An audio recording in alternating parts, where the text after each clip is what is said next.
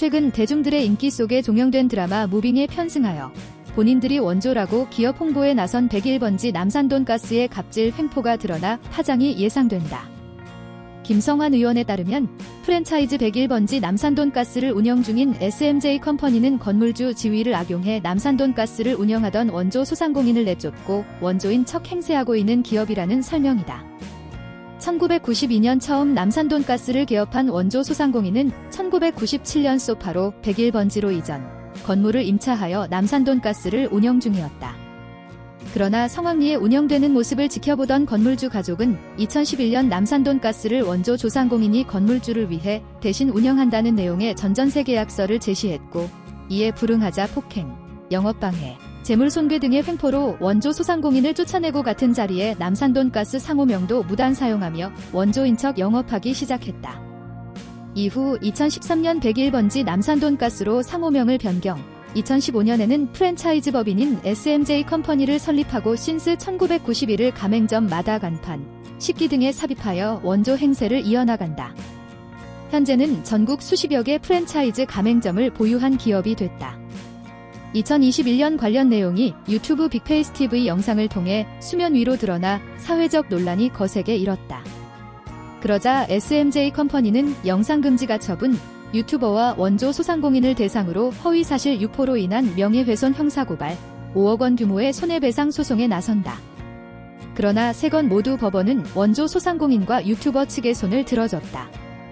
2023년 1월 5억 원 손해배상 소송 판결문에 따르면 원고 SMJ 컴퍼니 측은 1992년 탄생한 남산 최초의 수제 돈가스임을 홍보 자처하여 명예훼손적 표현의 위험을 자초했다며 영업방해, 상해 등 폭력적인 범죄 행위는 피고, 원조 소상공인의 음식점 운영 중단에 결정적인 계기가 되었는 바 최근 사회적으로 문제되는 잡질 내지 건물주의 횡포 문제와도 맞닿아 있다.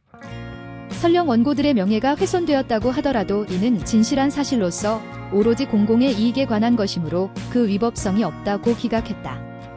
그런데 김성환 의원에 따르면 윤석열 정권 중소벤처기업부는 2023년 4월 SMJ 컴퍼니를 경영혁신형 중소기업으로 인증한 것으로 드러났다.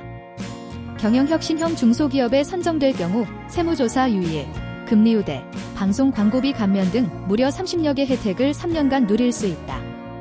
김성환 의원은 건물주의 갑질 횡포가 사회적 문제로 제기되고 심지어 법원의 판결에도 불구하고 SMJ 컴퍼니를 경영혁신형 중소기업에 선정한 것은 도무지 납득하기 어렵다. 경영 파탄 내는 중소기업을 가려낸 것이 아닌지 되묻고 싶다고 꼬집었다.